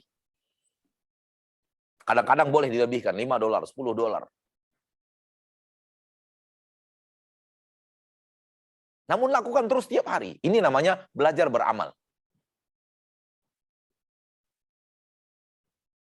Ini yang harus Anda lakukan. Supaya hilang dari dirimu yang tadi. Semangat saja, tiba-tiba padam lagi dan hilang lagi. Datang majelis taklim, semangat lagi. Tiba-tiba hilang lagi, padam lagi dan hilang lagi. Maka solusinya adalah belajar beramal, bukan belajar bertekad untuk beramal. Wallahu a'lam. Jazakallah khair. Pertanyaan berikutnya rupanya nggak ada yang mau nanya langsung, Ustaz. Jadi saya bacakan aja nih. Bagaimana dengan puasa orang tua? Kalau kita tahu orang tua kita dulu sering meninggalkan puasa lah, dan kemudian meninggal. Apakah meninggal dunia? Apakah anak-anaknya itu bisa mengqadha puasa untuk orang tua yang sudah meninggal? Atau kalau tidak, bagaimana caranya untuk mengganti puasa yang telah ditinggalkan oleh yang masih diutangi oleh orang tua? Puasa orang tua yang beliau tinggal dan beliau sudah wafat, madha ilallah. Beliau telah kembali kepada Allah dengan segala apa yang terjadi. Maka sejauh yang saya tahu tidak ada aksi qadha. Kecuali orang tua kita adalah orang yang rajin berpuasa. Kemudian di bulan puasa dia di akhir hayatnya dia berpuasa namun sakit. Datang bulan puasa namun dia sakit dan tidak berpuasa. Setelah Ramadan itu belum sempat menggantikannya dan wafat. Sehingga ada hutang puasa 10 hari, 12 hari. Maka yang seperti ini, sebagian ulama, nggak semuanya juga, sebagian ulama mengatakan walinya lah yang akan puasa untuknya. Adapun kalau bukan itu yang dimaksud, namun yang dimaksud saya tahu orang tua saya lalai berpuasa, saya ingin mengqadhakan untuknya, maka tidak ada pintu qadha sama sekali. Wallahu a'lam.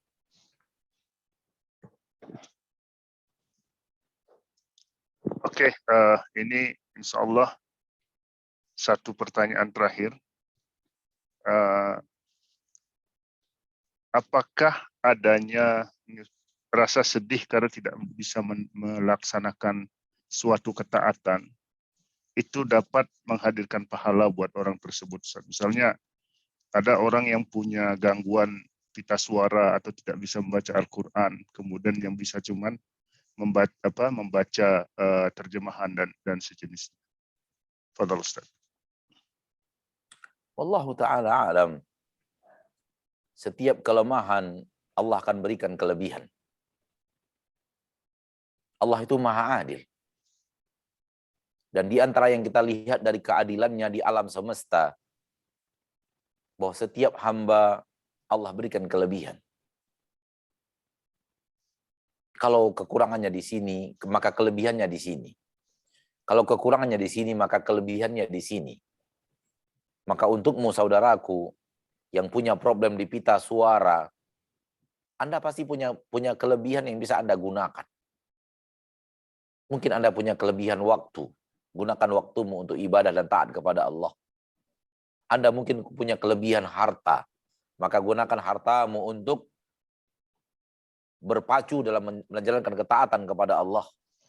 Anda mungkin punya tenaga. Gunakan tenagamu untuk itu. Anda mungkin punya skill ilmu yang tidak dimiliki oleh orang lain. Gunakan skill ilmu Anda itu untuk taat kepada Allah. Untuk berjuang di jalan Allah subhanahu wa ta'ala. Tak mungkin manusia itu hidup tanpa kelebihan. Maka saudaraku, jangan fokus kepada kekurangan dirimu. Namun pelajari kelebihan dirimu untuk Anda asah kelebihan itu menuju surga Allah subhanahu wa ta'ala. Jangan selalu hanyut dalam kesedihan kekurangan diri. Karena semua manusia punya kekurangan diri. Tak ada seorang pun di antara manusia yang hidup tanpa kurang dan cacat. Kecuali Nabi kita tercinta Muhammad sallallahu alaihi wasallam.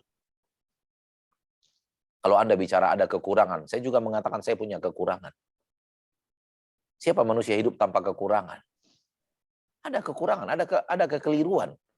Ada hal yang yang tak sempurna dari diri kita karena kita manusia.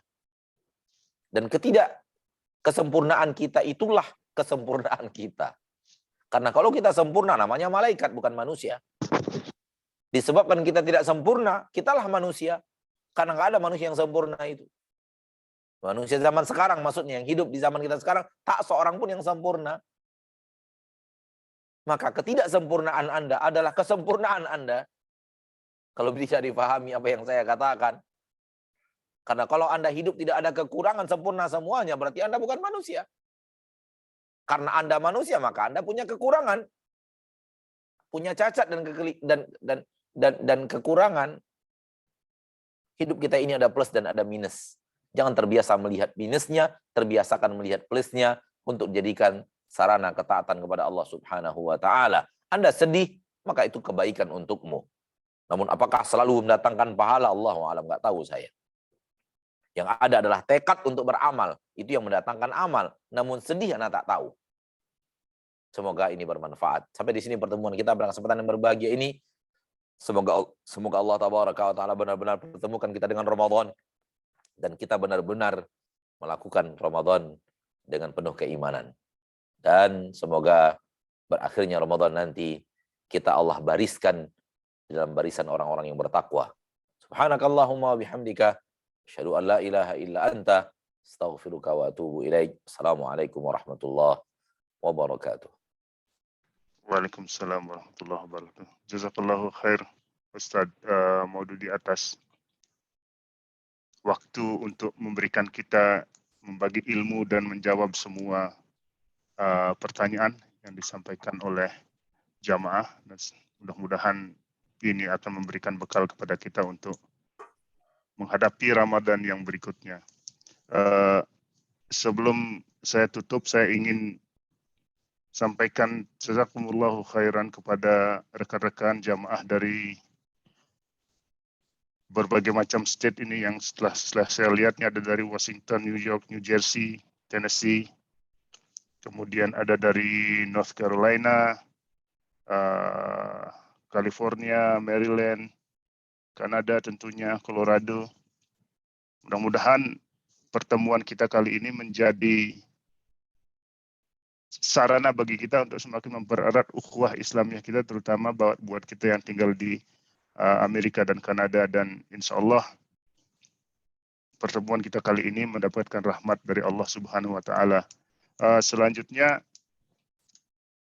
saya juga ingin menyampaikan terima kasih pada rekan-rekan semua yang sudah berpartisipasi untuk memberikan bantuan berupa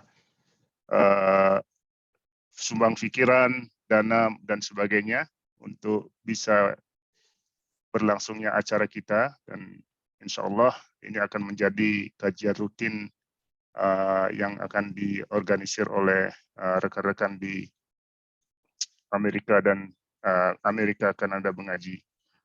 Selanjutnya jadwal kita atau jadwal pengajian berikutnya insya Allah akan kita adakan pada hari Sabtu tanggal 21 Mei jam 8 waktu Indonesia Barat, jadi sekitar jam yang sama pada hari ini 7 waktu Mountain.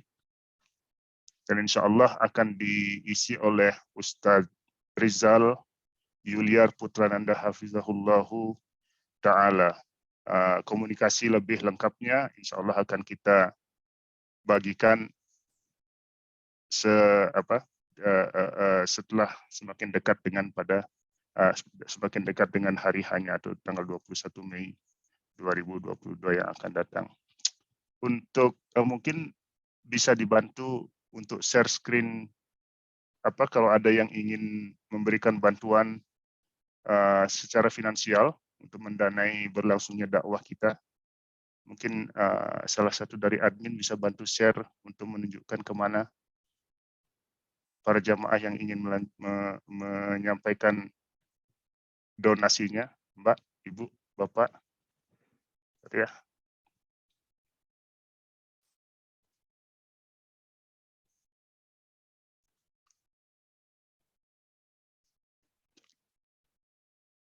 Oke, saya bacakan sajalah kalau gitu ya.